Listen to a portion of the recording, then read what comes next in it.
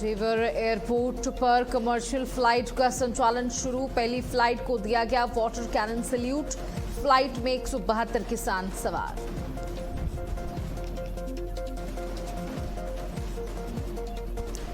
आज पौड़ी के दौरे पर सीएम पुष्कर सिंह धाम में विज्ञान संग्रहालय का करेंगे लोकार्पण। रामलीला मैदान में आयोजित महोत्सव में होंगे शामिल।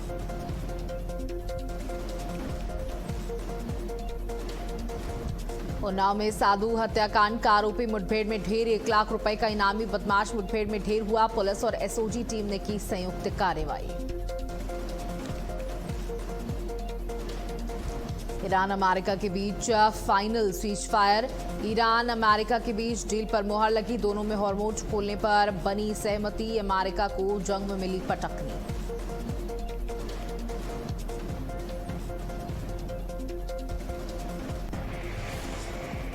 नमस्कार, आप देख रहे हैं भारत अपडेट। मैं हूं आपके साथ सौम्य अवस्थी। बुलेटिन की शुरुआत करेंगे जहां जेवर एयरपोर्ट पर कमर्शियल फ्लाइट का संचालन शुरू। पहली फ्लाइट को दिया गया वाटर कैनन सैल्यूट। फ्लाइट में 172 किसान सवार। लखनऊ में सीएम योगी से मिलेंगे सभी किसान। जेवर एयरपोर्ट के लिए किसानों ने दी थी अपनी जमीनें।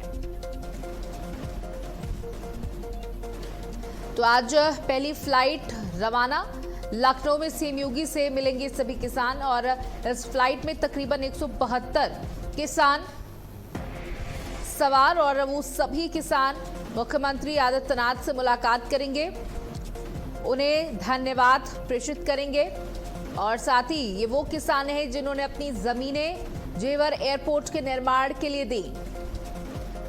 इसलिए इस उड़ान पर सबसे पहला अधिकार भी इन किसानों का बनता है।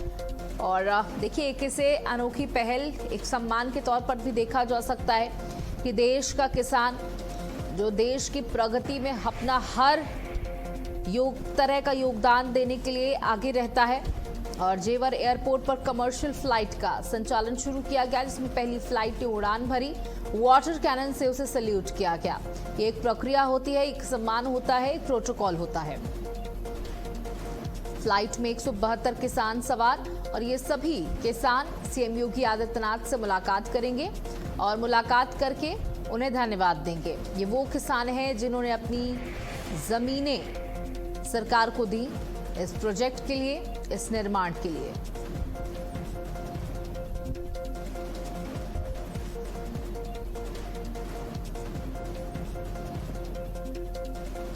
फ्लाइट में 172 किसान सवार और ये सभी योगी आदित्यनाथ मुख्यमंत्री उत्तर प्रदेश से मुलाकात करेंगे। लखनऊ में सीएम योगी से मुलाकात होगी।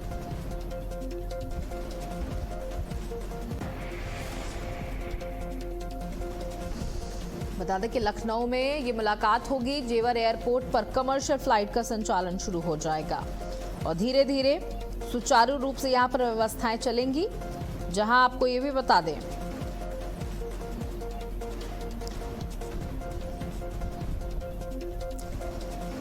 कि इस एयरपोर्ट के से सबसे बड़ा फायदा होगा जहां दिल्ली पर जो प्रेशर पड़ता है, दिल्ली एयरपोर्ट पर जो प्रेशर पड़ता है वो कहीं ना कहीं जरूर कम होगा।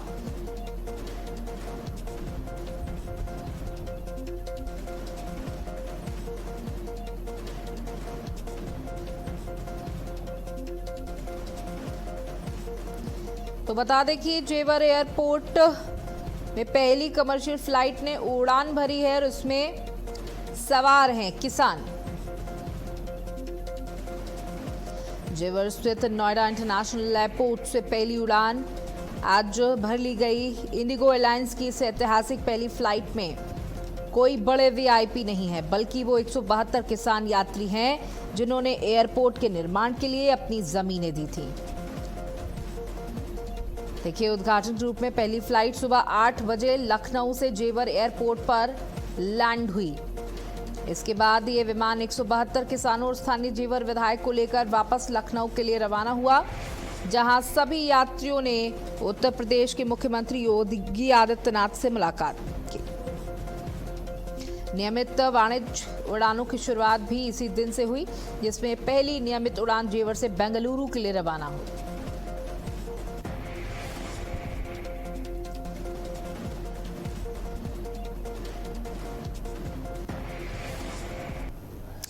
दिल्ली से सटे नोएडा के जेवर में बना है नया इंटरनेशनल एयरपोर्ट। इसका संचालन आज से शुरू हो चुका है। इस एयरपोर्ट से उड़ान भरने वाली पहली फ्लाइट में किसान सफर कर रहे हैं।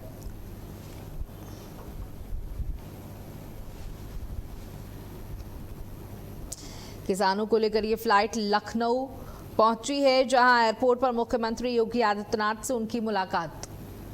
172 किसान इसमें सवार। देखिए, आमतौर पर आपने देखा होगा कि जब भी कोई एयरपोर्ट बनकर तैयार होता है, पहली उड़ान भरते तो उसमें नेता होते हैं, वीआईपीज होते हैं। लेकिन ये नया भारत है, ये नया उत्तर प्रदेश है, जहां पर किसानों ने इसमें पहली उड़ान भरी। संजीव हमारे साथ, हमारे सहयोगी संजीव जुड़ चुके हैं। संजीव, देखिए, जेवर एयरपोर्ट के लिए किसानों ने पहली उड़ान भरी है, 172 किसान। और इस जानकारी दें कि कितने बजे ये फ्लाइट रवाना हुई। लेकिन लखनऊ से जो नोएडा के लिए फ्लाइट रवाना हुई थी वो 7:05 पे जो है चौधरी चरण सिंह एयरपोर्ट से रवाना हुई और 8:05 पर जो है नोएडा एयरपोर्ट जो है यानी कि जेवर एयरपोर्ट पर वो पहुंच गई है। अब वहां से जो फ्लाइट चलेगी वो यहाँ पर आएगी करीब 9 बजे के बाद जो है यहाँ पर फ्लाइट आएगी वो। और फिर जो है जो किसान है करीब 172 किसान जो है जेवर एयरपोर्ट से आ रहे हैं लखनऊ, जिनमें की 20 महिला किसान भी हैं। और वो जो है उत्तर प्रदेश के मुख्यमंत्री योगी आदित्यनाथ से 11:30 बजे उनके आवास यानी कि 5 कालीदास मार्ग पर मुलाकात करेंगे, क्योंकि ये वही किसान है जो कि अन्नदाता हैं, हमें जो है अन्न देते हैं। उन्होंने जो है अपनी करीब 3300 एकड़ जो जमीन है वो राज्य सरकार को दिया था और उसके बदले में राज्य सरकार ने 4400 करोड़ रुपए जो है व्यय भी किया था। तो आपको बताना चाहूंगा कि इस एयरपोर्ट की जो नींव थी वो 2021 में जो है रखी गई है और 28 मार्च 2026 में जो है नोएडा अंतर्राष्ट्रीय हवाई अड्डे का जो प्रथम चरण था उसका जो है उद्घाटन किया गया है। और आपको ये भी बताना चाहूंगा कि लगभग जो है 36,000 रुपए करोड़ की लागत से जो है भारत की सबसे बड़ी जो ग्रीनफील्ड एयरपोर्ट परियोजना है उनमें से ये एक जो है जेवर एयरपोर्ट है। यानी कि इसमें कई ऐसी खासियत भी हैं, आधुनिक टेक्नोलॉजी से जो है इसको बनाया गया है। और जिस तरह से 172 किसान जो आ रहे हैं उनमें भी काफी ज्यादा उत्सुकता है, क्योंकि जो अलीगढ़ और आसपास के जो किसान है वो इसमें आ रहे हैं जिनकी जमीन जो है अधिग्रहण की गई थी, तो उनमें भी काफी ज्यादा उत्साह है। और सबसे ज्यादा उत्साह उनको उत्तर प्रदेश के मुख्यमंत्री योगी आदित्यनाथ से फेस टू फेस मुलाकात की है, क्योंकि उन कुछ किसानों से भी मेरी बात हुई थी तो उनका ये कहना था कि उनमें काफी ज्यादा उत्साह है। उनकी जमीन गई उसके बदले में तो उनको ये कहा जा सकता है कि राज्य सरकार ने जो है मुआवजा भी दे दिया है। लेकिन उनको सबसे ज्यादा खुशी इस बात की है कि वो आज उत्तर प्रदेश के मुख्यमंत्री योगी आदित्यनाथ से मिलेंगे। इस दौरान जो है वित्त एवं संसदीय कार्य मंत्री सुरेश खन्ना भी वहां पर मौजूद रहेंगे। जी बिल्कुल संजीव, देखिए, जब प्रधानमंत्री ने इसका उद्घाटन किया था मार्च के महीने में, तब प्रधानमंत्री ने कहा था कि सिर्फ उत्तर प्रदेश के लिए उपलब्धि नहीं है बल्कि ये पूरे उत्तर भारत के लिए उपलब्धि है, क्योंकि ये एयरपोर्ट कनेक्टिविटी को बढ़ाएगा, जिससे व्यापार बढ़ेगा, उद्योग बढ़ेगा और लोगों को और आसानी होगी एक जगह से दूसरी जगह पहुंचने के लिए। और सबसे बड़ी बात, दिल्ली एयरपोर्ट पर जो पड़ने वाला दबाव है वो कहीं ना कहीं जरूर कम होगा। बिल्कुल आपने सही कहा कि अभी तक अगर लखनऊ से अभी कानपुर से किसी को भी जाना होता था तो वो सीधे दिल्ली एयरपोर्ट जाते थे और वहां से फिर वो नोएडा या ग्रेटर नोएडा वापस आते थे। तो ऐसे में अगर किसी बिजनेसमैन को तत्काल में जाना हो या फिर सामान्य आदमी को भी जिसको भी जाना है वो लखनऊ से वो सीधे नोएडा जा सकता है। वहां पे अपना काम करने के बाद वापसी जो है सेम डे ही कर सकते हैं, क्योंकि अगर एक्सप्रेस वे की बात की जाए तो एक्सप्रेस वे से भी जाने में करीब 4 घंटे से 5 घंटे जो है मिनिमम जो है लग जाते हैं। तो ऐसे में जो है जो बिजनेसमैन या फिर सामान्य वर्ग के लोग हैं उनका समय बचेगा और साथ ही ये कहा जा सकता है कि दिल्ली एयरपोर्ट पे जो दबाव था वो अब कम हो जाएगा, क्योंकि जेवर एयरपोर्ट से जो है बेंगलुरु के लिए भी जो है सीधी फ्लाइट जाएगी और बेंगलुरु से भी जो है सीधे जेवर एयरपोर्ट के लिए आएगी। तो यानी कि जो कनेक्टिविटी है वो काफी ज्यादा बढ़ गई है और इस कनेक्टिविटी के बढ़ने से अन्य जनमानस को भी काफी ज्यादा राहत मिलेगी और ये कह सकते हैं कि समय भी उनका काफी ज्यादा बचेगा। जी बिल्कुल, देखिए समय भी बचेगा और कनेक्टिविटी भी बढ़ेगी और इससे एक देखिए उत्तर प्रदेश के दृष्टिकोण से अगर देखें तो एक बड़ी उपलब्धि और जिन किसानों ने अपनी जमीनें दी आज उनके लिए बहुत उत्साह का पल है क्योंकि इस विमान में कोई वीआईपी नहीं बैठता क्योंकि आमतौर पर हम देखते हैं जब इस तरीके के प्रोजेक्ट्स आते हैं तो पहली उड़ान के तौर पर नेता बैठे होते हैं, बड़े बड़े वीआईपीज होते हैं, लेकिन यहाँ पर मुख्यमंत्री ने किसानों को चुना जिन्होंने अपनी जमीन इस प्रोजेक्ट के तहत दी। बिल्कुल आपने सही कहा कि जब भी कोई नई उड़ान भरती है तो उसमें जो है वीवीआईपी होते हैं, नेता होते हैं, विधायक होते हैं या फिर फिल्म स्टार होते हैं, खिलाड़ी होते हैं। लेकिन इस अगर बात की जाए जेवर एयरपोर्ट की तो पहली बार ऐसा है कि किसान जो है सीधे आ रहे हैं जेवर एयरपोर्ट से लखनऊ के चौधरी चरण सिंह एयरपोर्ट पे। वो सीधे यहाँ पर आएंगे, उनका भव्य यहाँ पे स्वागत किया जाएगा। उसके बाद जो है वो सीधे उत्तर प्रदेश के मुख्यमंत्री योगी आदित्यनाथ से फेस टू फेस रूबरू होंगे और योगी आदित्यनाथ उनसे उनकी समस्याओं को भी जानेंगे कि क्या उनको जो मुआवजा था उचित मिल गया है या नहीं मिला है, या फिर ये भी कहा जा सकता है कि इस बात को भी तफ्तीश की जाएगी कि जिन किसानों को मुआवजा मिल गया है तो वो अब अपनी जीविका के लिए क्या कर रहे हैं। क्योंकि ये कह सकते हैं कि किसान है, उनकी जो जमीन थी वो जेवर एयरपोर्ट में चली गई है। तो ऐसे में कई ऐसे बिंदु है जिस पर कि उत्तर प्रदेश के मुख्यमंत्री योगी आदित्यनाथ किसानों से न केवल रूबरू होंगे बल्कि उनकी समस्याओं को भी जानने की कोशिश करेंगे अगर कोई उनकी समस्या होती है तो। बिल्कुल बिल्कुल, बहुत शुक्रिया हमारे साथ जुड़ने के लिए संजीव, जानकारियां साझा करने के लिए। तो देखिए जेवर एयरपोर्ट अब उड़ान भरने के लिए तैयार हो चुका है, जहां 7 बजे पहली फ्लाइट ने उड़ान भरी, वाटर कैनन के माध्यम से उसे सलामी भी दी गई और उसमें 172 किसान सवार हैं। चलिए आगे बढ़ते हैं, बात महाराष्ट्र की करते हैं, जहां महाराष्ट्र के पंढरपुर में दर्दनाक हादसा हो गया। श्रद्धालुओं से भरी पिकअप कुएं में जा गिरी। हादसे में 14 लोगों की दर्दनाक मौत हो गई है। देखिए इसे बड़े हादसे के तौर पर देखा जा रहा है। पंढरपुर में ये दर्दनाक हादसा हुआ महाराष्ट्र के पंढरपुर में। श्रद्धालुओं से भरी एक पिकअप कुएं में जा गिरी। हालांकि ये पिकअप में बैठे लोगों में जो ये हादसा हुआ ये पहली बार नहीं है। लोगों से साफ तौर पर मना किया जाता है कि आप इस तरीके के पिकअप में लोडिंग ना करें, अधिक से ज्यादा लोग ना बैठें और इस तरीके की टेम्पो ट्रैवलर्स में या कह सकते पिकअप गाड़ियों में माल ढोने की इजाजत है, ना कि इंसानों की। पर ये श्रद्धालु बड़ी संख्या में इन पिकअप्स में बैठते हैं और उसके बाद ये बड़े हादसे होते हैं। कुएं में ये गिरी और जहां 14 लोगों की दर्दनाक मौत हो गई। देखिए बहुत दर्दनाक हादसा। सीएम फडणवीस ने भी इस पर दुख जताते हुए मुआवजे का ऐलान कर दिया है। 5 लाख रुपए मुआवजा देने का ऐलान किया गया है।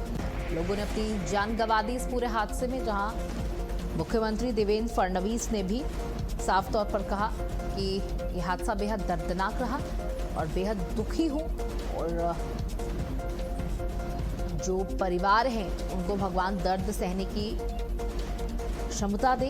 परिवारों के साथ मेरी संवेदनाएं, घायलों के जल्द ठीक होने की कामना करता हूं।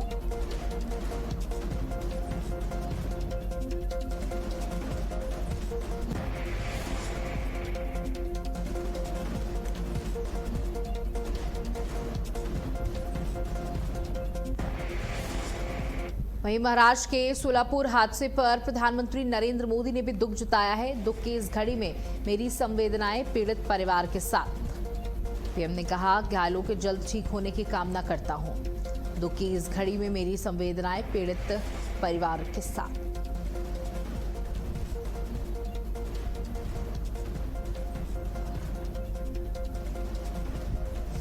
तो देखिए दर्दनाक हादसे जहां पर प्रधानमंत्री नरेंद्र मोदी ने भी दुख जताया है और आपको बता दें कि इस हादसे पर दुख जताते हुए उन्होंने संवेदनाएं व्यक्त की हैं परिवारों के प्रति और जल्द ही घायलों के स्वस्थ होने की कामना भी प्रधानमंत्री ने की। दुख की इस घड़ी में मेरी संवेदनाएं पीड़ित परिवारों के साथ, घायलों के जल्द ठीक होने की कामना करता हूं।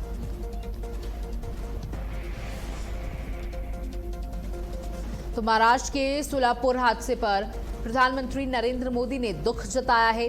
प्रधानमंत्री ने कहा कि दुख की इस घड़ी में मेरी संवेदनाएं पीड़ित परिवारों के साथ, भगवान आत्मा की शांति दे, मृतकों को आत्मा की शांति दे और परिवारों को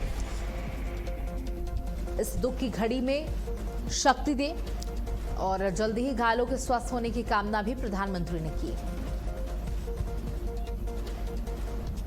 देखिए, कई बार लोगों की छोटी सी लापरवाही बड़ा हादसा बन जाती है।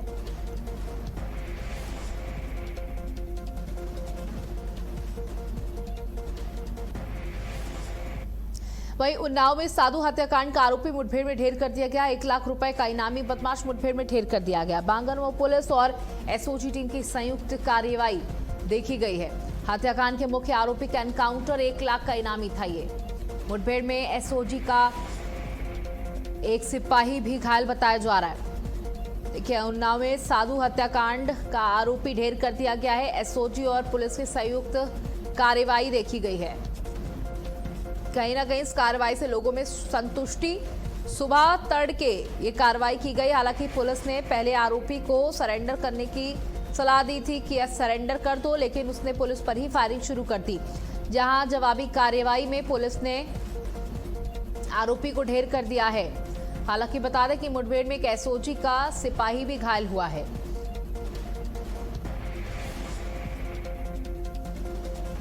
साधु हत्याकांड का आरोपी मुठभेड़ में हुआ ढेर।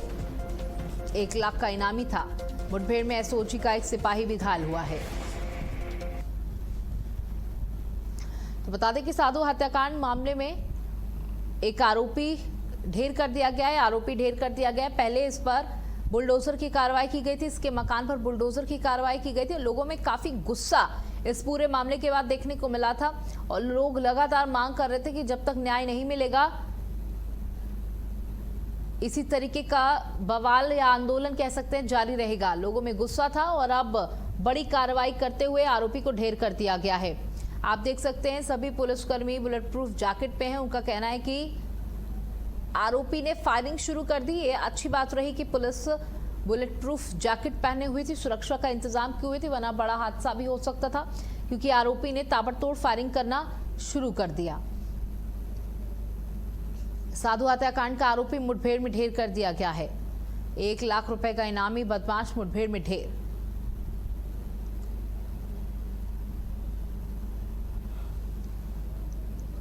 एक लाख रुपए का इनामी बदमाश मुठभेड़ में ढेर किया गया। और नाव से एक खबर आपको दे रहे हैं। अब लोगों ने धन्यवाद किया है पुलिस का कि इस तरीके के आरोपियों को यही सजा मिलनी चाहिए।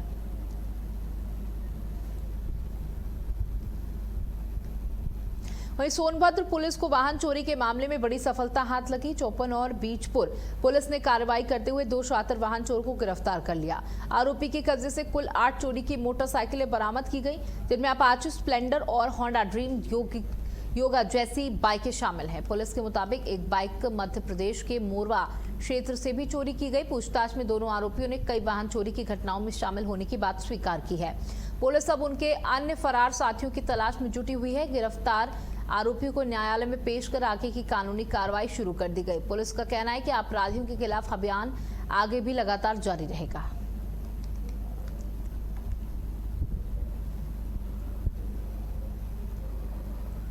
वाहन चोर गिरोह का भंडाफोड़ किया गया। बता दें 2 चोर गिरफ्तार किए गए हैं। कई की तलाश जारी है। 8 बाइकें भी बरामद की गई हैं। पूछताछ में कई वारदात को अंजाम दिया था इन लोगों ने। के द्वारा जनपद में वाहन चोरी की घटनाओं पर अंकुश लगाने और वाहन चोरों को गिरफ्तार करने के लिए एक बड़ा अभियान चलाया जा रहा है, सघन अभियान चलाया जा रहा है। इसी अभियान के क्रम में थाना चौपन पुलिस और थाना बीजपुर पुलिस को बड़ी सफलता मिली है। दोनों थानों के द्वारा 2 अभियुक्तों शातिर वाहन चोरों को गिरफ्तार करते हुए कई वाहन चोरी के मुकदमों का अनावरण किया गया है। थाना चौपन पुलिस के द्वारा 13-14 जून 2026 की रात्रि में डाला स्थित वैष्णो देवी मंदिर के पास बैगा टोला मार्ग पर संदिग्ध व्यक्ति एवं वाहनों की चेकिंग की जा रही थी। तो 2 चोर गिरफ्तार, 8 बाइक बरामद। पूरा गिरोह है जो बाइक चोरी करने का काम करता था। पुलिस को कई दिनों से इसकी सूचना मिल रही थी और अब पुलिस ने बड़ी कार्रवाई करते हुए इन्हें धर दबोचा।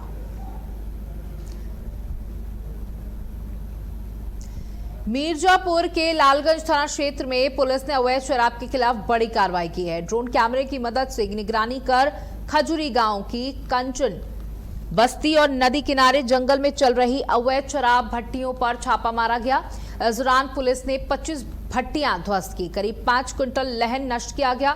40 लीटर कच्ची देशी शराब के साथ एक आरोपी को गिरफ्तार किया गया। मौके से शराब निर्माण में प्रयुक्त सामग्री और एक मोटरसाइकिल बरामद की गई है। पुलिस का कहना है कि अन्य आरोपियों की तलाश जारी है और अभियान आगे भी यूं ही चलता रहेगा। अभी 25 भट्टियां और 5 क्विंटल लहन नष्ट किया गया। 40 लीटर कच्ची शराब के साथ आरोपी गिरफ्तार किया गया। मिर्जापुर की तस्वीर, 40 लीटर कच्ची शराब के साथ आरोपी को गिरफ्तार कर लिया गया है। जंगल और नदी किनारे चल रहा था ये धंधा।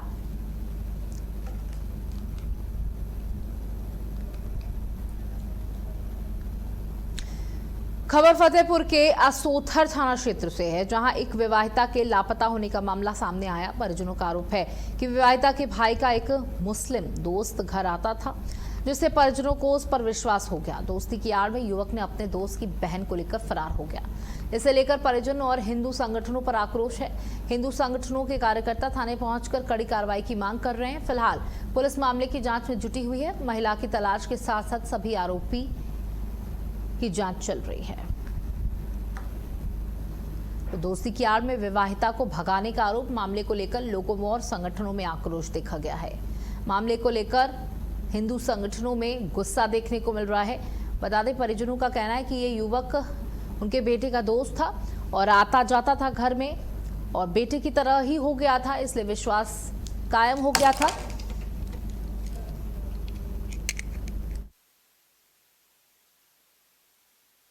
हुए उनकी ही बेटी को भगा ले गया ये दोस्त।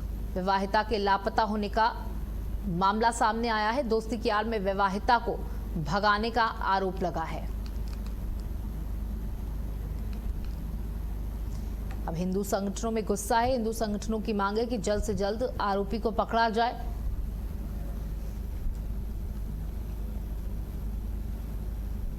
वहीं शराब के ठेके के खिलाफ बड़ी संख्या में महिलाओं ने जोरदार विरोध प्रदर्शन किया। महिलाओं का आरोप है कि ठेके से शराब लेकर मोहल्ले और बस्तियों में अवैध रूप से बेची जा रही है, जिससे लोगों को हर समय आसानी से शराब मिल पा रही है और नशे की समस्या बढ़ती जा रही है। प्रदर्शन कर रही महिलाओं ने कहा कि उनके परिवार इस वजह से परेशान है क्योंकि कई लोग अपनी कमाई का बड़ा हिस्सा शराब पर खर्च कर देते हैं। इससे घर का खर्च चलाना मुश्किल हो जाता है और बच्चों का भविष्य भी प्रभावित हो रहा है। गुस्साई महिलाएं सड़क पर बैठ गई हैं और ठेका बंद करने की मांग करने लगी। सूचना मिलने पर पुलिस मौके पर पहुंची, महिलाओं को समझाया। पुलिस ने अवैध शराब बिक्री की जांच कर कार्रवाई का आश्वासन दिया, जिसके बाद महिलाओं ने अपना प्रदर्शन समाप्त कर दिया।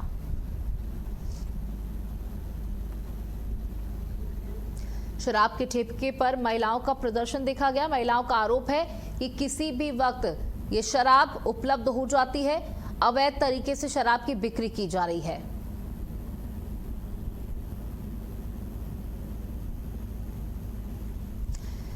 शराब के ठेके पर महिलाओं का प्रदर्शन।